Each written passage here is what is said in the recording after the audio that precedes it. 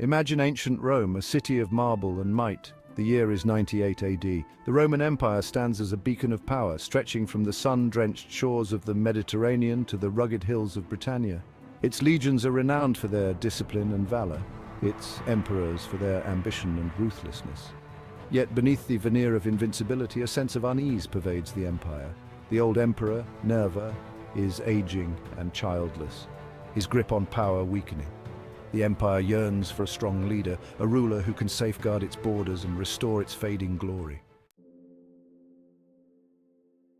Trajan's ascension to the throne marked a turning point in Roman history. Unlike many of his predecessors who clawed their way to power through intrigue and bloodshed, Trajan's rise was remarkably smooth.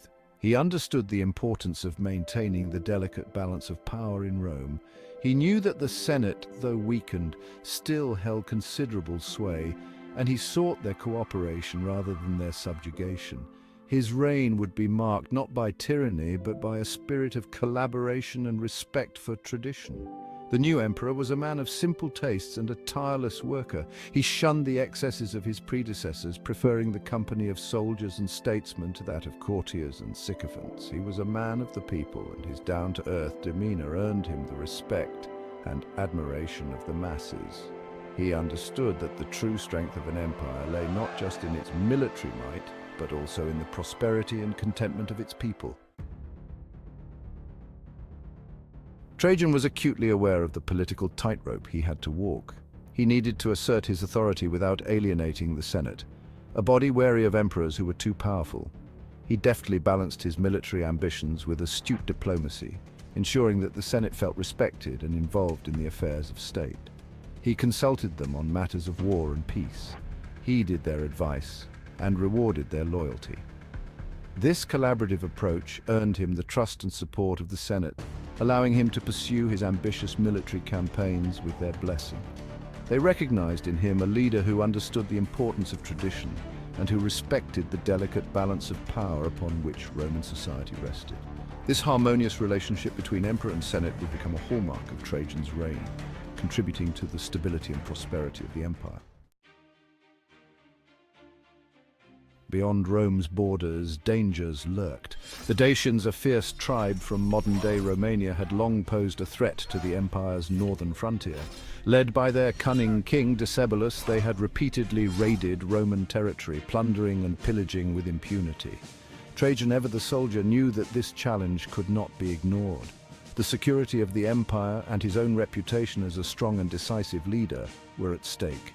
In 101 AD, Trajan launched the first of two devastating campaigns against the Dacians. Roman legions, their shields gleaming under the northern sun, marched into Dacia, their objective clear to crush the Dacian resistance and secure the empire's northern border. The Dacians, though fierce warriors, were no match for the discipline and might of the Roman army. Their fortresses were stormed, their armies routed, and their king forced to sue for peace. This victory, though significant, was only the beginning. Trajan knew that the Dacians, proud and defiant, would rise again. He would need a more permanent solution to neutralize the threat they posed.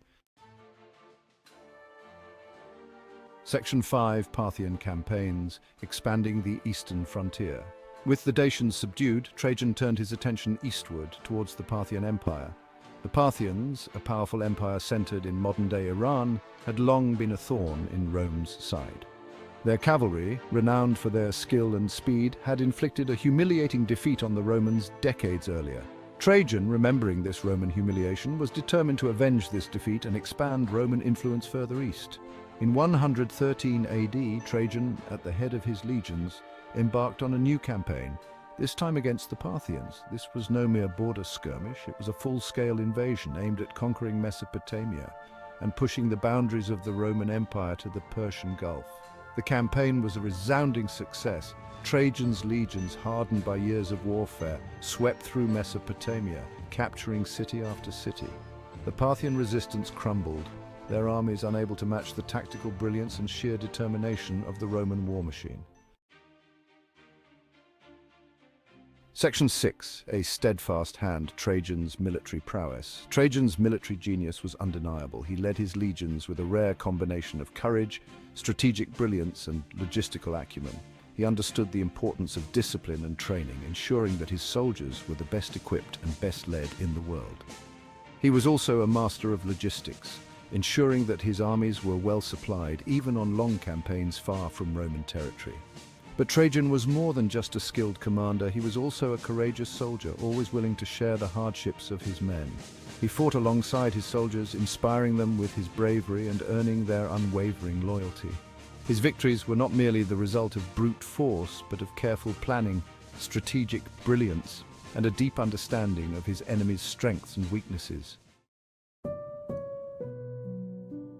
Section 7. The Emperor and his Empress, Trajan and Plotina.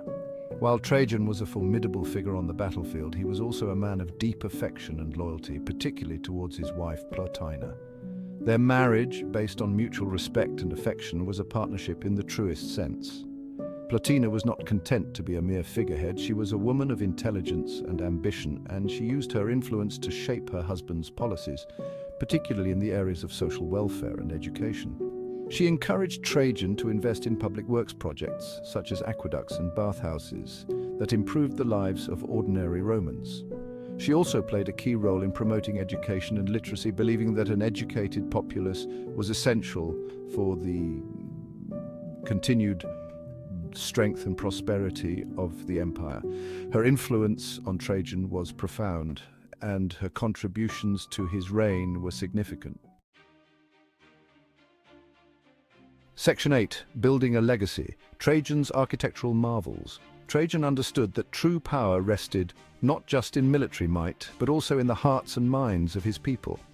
He embarked on an ambitious building program, constructing magnificent structures that not only glorified his reign, but also served the needs of his people. From the sun-drenched squares of Rome to the bustling port of Ostia, Trajan's vision transformed the urban landscape of the empire.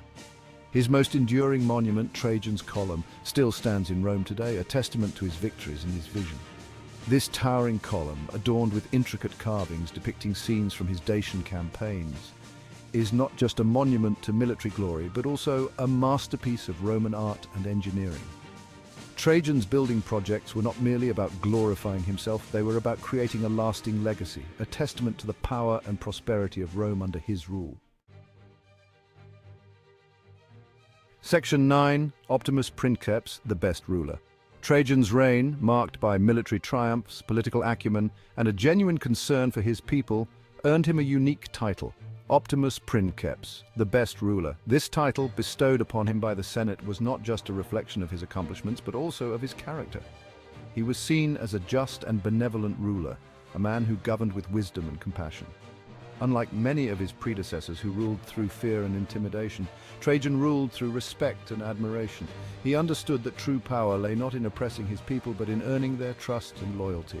His reign was a golden age for the Roman Empire, a time of peace, prosperity, and unprecedented expansion. Section 10. A lasting impact, Trajan's influence on Rome. Trajan's legacy extended far beyond his death in 117 AD. His reign set a new standard for emperors, a benchmark against which future rulers would be judged. His adopted son and successor Hadrian inherited a stable and prosperous empire, a testament to Trajan's wise and effective rule.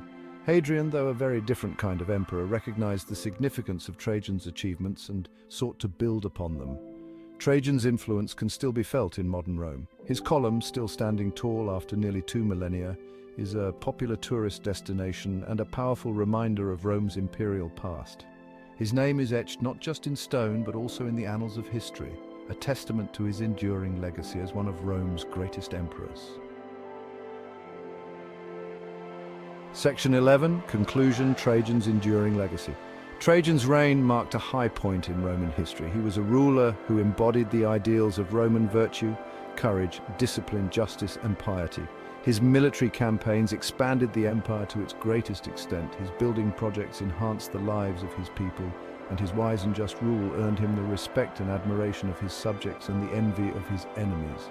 He left behind a legacy of stability, prosperity, and military glory that would be the envy of emperors for centuries to come. Trajan's story is a reminder that true leadership is not about self-aggrandizement but about service, about using one's power to improve the lives of others. He understood that the true measure of a ruler was not the size of his empire but the well-being of his people. In this, he set a standard that few have equaled and none have surpassed.